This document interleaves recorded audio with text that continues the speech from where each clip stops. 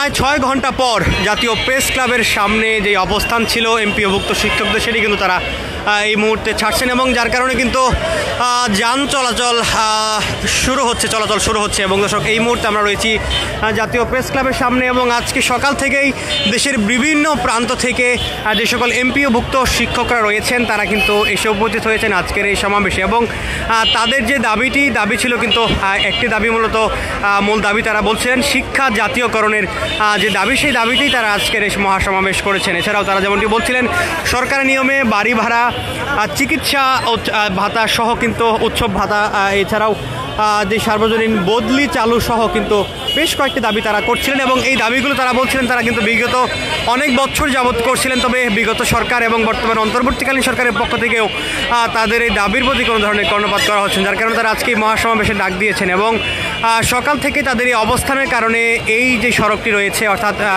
পল্টন মোড় থেকে হাইকোর্ট প্রাঙ্গণের যে সড়কটি, সেই সড়কে কিন্তু যান চলাচল বন্ধ ছিল। এবং এই কিছুক্ষণ আগে শিক্ষা উপদেষ্টা সিআর আবরারের সাথে যে সাক্ষাৎ করেছিলেন, সেই সাক্ষাতে কিন্তু এই যে প্রত্যাশী জোট রয়েছে শিক্ষা জাতীয়করণ প্রত্যাশী জোটের প্রতিনিধিরা কিন্তু বৈঠক করেছেন এবং বৈঠকের পর তারা 1 মাসের একটি আলটিমেটাম কিন্তু বর্তমান অন্তর্বর্তীকালীন সরকারকে দিয়েছেন এবং শিক্ষা মন্ত্রণালয়কে দিয়েছেন। এবং সেই 1 মাসের আলটিমেটামের পর তারা কিন্তু এই মুহূর্তে প্রেস ক্লাব প্রাঙ্গণ ছাড়তে শুরু করেছেন এবং তাদের এই ছাড়ার কারণে কিন্তু যান চলাচল চলতে শুরু করেছে। এবং যেই বিষয়টি শিক্ষকরা বলছিলেন, আগামী 1 মাস অর্থাৎ আগামী 13ই সেপ্টেম্বর তারা অর্ধ দিবস তাদের যে কর্মবিরতি সেটি পালন করবেন, যদি না 1 মাসের মধ্যে তাদের দাবিগুলো আদায় করে নেওয়া না হয়। এবং তারা যেমনটি বলছিলেন 14 এবং 15ই সেপ্টেম্বর তারা পূর্ণ দিবস কর্মবিরতি পালন করবেন। এছাড়া তারা বলছিলেন পরবর্তী সময়ে ধাপে ধাপে তারা আরও কঠোর কর্মসূচি হুঁশিয়ারি দিয়েছেন, যদি এর মধ্যে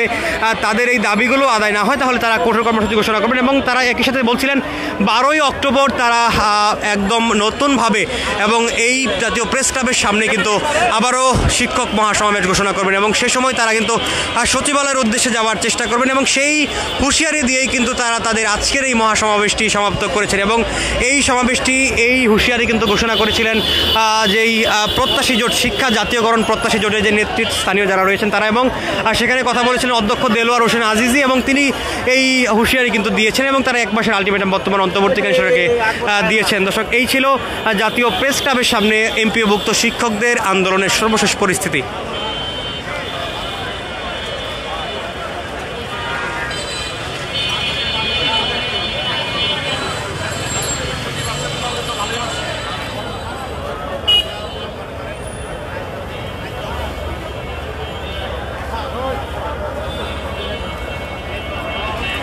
এমপিওভুক্ত শিক্ষা জাতীয়করণ প্রত্যাশী জোটের ব্যানারে সারা দেশের স্কুল, কলেজ, মাদ্রাসা এবং কারিগরি শিক্ষা প্রতিষ্ঠানে যে সকল শিক্ষকরা রয়েছেন তারা কিন্তু সকাল থেকে এই জাতীয় প্রেস ক্লাবের সামনে এসে সমাবেত হতে শুরু করেন। এবং তাদের আজকে যে মহাসমাবেশে তারা ডাক দিয়েছেন সেই সমাবেশটি কিন্তু সকাল থেকে শিক্ষকরা জড়ো থাকে এবং তারা যেমনটি বলছিলেন সরকারি নিয়মে বাড়ি ভাড়া, চিকিৎসা ভাতা, উৎসব ভাতা সহ সার্বজনীন যেই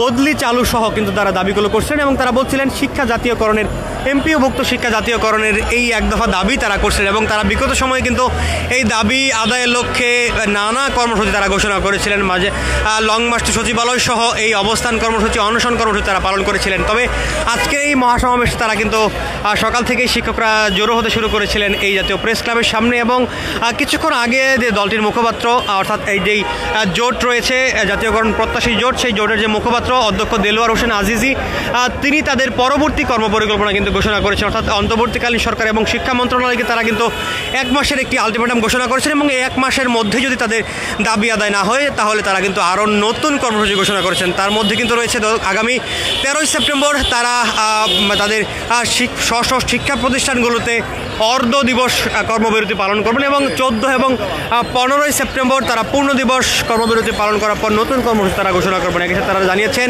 12ই অক্টোবর তারা এই জাতীয় প্রেস ক্লাবের সামনে আবারও কিন্তু মহাসমাবেশের ডাক দিয়েছেন এবং তারা আরও কঠোর কর্মসূচি তখন কিন্তু ঘোষণা করবেন এবং এই সময়ের মধ্যে বর্তমান অন্তর্বর্তীকালীন সরকার এবং শিক্ষা মন্ত্রণালয় কিন্তু দাবি আদায় করার জন্য এবং দাবি মেনে নেওয়ার তারা কিন্তু অনুরোধ জানিয়ে তাদের আজকের এই মহাসমাবেশ সমাপ্ত ঘোষণা করছেন। দর্শক, এই ছিল জাতীয় প্রেস ক্লাবের সামনে সর্বশেষ পরিস্থিতি। তাদের এই শিক্ষকদের এই আন্দোলন আজকের এই সমাবেশ শেষে কিন্তু এই মুহূর্তে সড়কে যান চলাচল শুরু হচ্ছে এবং যেই গাড়িগুলো অর্থাৎ পল্টন মোড় থেকে হাইকোর্ট প্রাঙ্গণে এই সড়কে যেই গাড়িগুলো সেগুলো কিন্তু এই মুহূর্তে চলতে শুরু করেছে।